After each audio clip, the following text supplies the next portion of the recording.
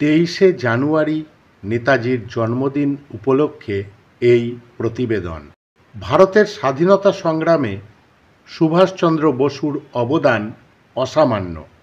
জাতীয় বীর নেতাজি তার আদর্শ, বক্তৃতা, জীবন ও আত্মত্যাগের মাধ্যমে ভারতবাসীকে স্বাধীনতা আন্দোলনে যোগ দিতে উদ্বুদ্ধ করেছেন। ভারতবাসীর প্রাণের জন নেতাজির বিশেষ কিছু উক্তি নিয়ে আজকের এই প্রতিবেদন। ভারত ডাকছে, রক্ত ডাক দিয়েছে রক্তকে। উঠে দাঁড়াও, আমাদের নষ্ট করার মতো সময় নেই। অস্ত্র তোলো, যদি ভগবান চান তাহলে আমরা শহীদের মৃত্যুবরণ করব।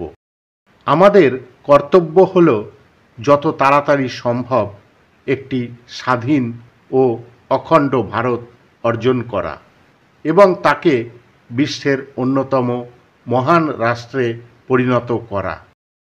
পৃথিবীর কোনো শক্তি ভারতকে দাসত্বে রাখতে পারবে না। ভারত স্বাধীন হবে এবং তাও শীঘ্রই। স্বাধীনতা হল জীবনের নিঃশ্বাস। যে জাতি দাসত্ব করে সে জাতি উন্নতি করতে পারে না, তার সম্ভাবনাকে বিকশিত করতে পারে না। আলোচনার মাধ্যমে ইতিহাসের কোনো বাস্তব পরিবর্তন কখনোই অর্জিত হয়নি। স্বাধীনতা দেওয়া হয় না, নেওয়া হয়।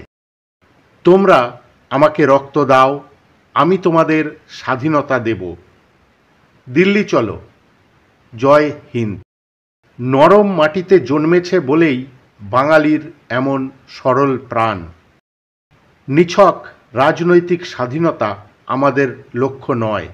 আমরা আমাদের স্বপ্নের ভারত, বেদ, উপনিষদ, রামায়ণ, মহাভারত, অর্থশাস্ত্র, মনুস্মৃতি, বুদ্ধ, অশোক, আকবর, শিবাজির ভারত এর জন্য কাজ করছি। মনে রাখবেন, যে জাতি আপনাকে জন্ম দিয়েছে সে মহান নয়, বরং আপনিই জাতিকে মহান করবেন। আমাদের নিজের রক্ত দিয়ে আমাদের স্বাধীনতার মূল্য পরিশোধ করা আমাদের কর্তব্য।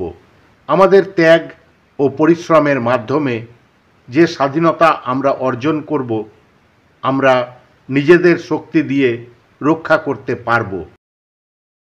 একজন ব্যক্তি একটি ধারণার জন্য মারা যেতে পারে, কিন্তু সেই ধারণাটি তার মৃত্যুর পরে হাজার জীবনে অবতীর্ণ হবে। মনে রাখবেন, জঘন্যতম অপরাধ হল অন্যায় ও অন্যায়ের সাথে আপোষ করা। চিরন্তন আইন মনে রাখবেন, পেতে হলে দিতে হবে। ভয় হল মানুষের সবচেয়ে বড় শত্রু, আর যে জাতি ভয়ে বাস করে সে উন্নতি করতে পারে না। একটি সিংহের নেতৃত্বে ভেড়ার বাহিনী, একটি ভেড়ার নেতৃত্বে সিংহের একটি বাহিনীকে পরাজিত করতে পারে। দেশপ্রেম শুধুমাত্র একটি মহৎ অনুভূতি নয়, এটি একটি ঐশ্বরিক গুণ। স্বাধীনতার মূল্য নেই যদি এতে ভুল করার স্বাধীনতা অন্তর্ভুক্ত না হয়। সত্যিকার ভারত তার গ্রামে বাস করে। গ্রামগুলো ধ্বংস হলে ভারতও ধ্বংস হয়ে যাবে। মুক্ত হতে হলে আমাদের অবশ্যই মুক্ত হতে হবে। আমাদের ঐতিহ্য, আমাদের ইতিহাস নিয়ে গর্বিত হতে হবে। জীবন তার অর্ধেক আগ্রহ হারায় যদি কোনো সংগ্রাম না থাকে, যদি কোনো ঝুঁকি না থাকে। একটি বিপ্লবের প্রথম ধাপটি সবচেয়ে কঠিন। এর জন্য শুধু সাহস নয়, বিশ্বাসেরও একটি লাফের প্রয়োজন। আমাদের কাজ হলো এমন একটি ভারত গড়ে তোলা যেখানে প্রতিটি নাগরিক ধর্ম বা বর্ণের ভিত্তিতে নয়, একজন ভারতীয় হিসাবে তার পরিচয় নিয়ে গর্বিত। সকলে ভালো থাকবেন। শেষ পর্যন্ত থাকার জন্য অনেক অনেক ধন্যবাদ।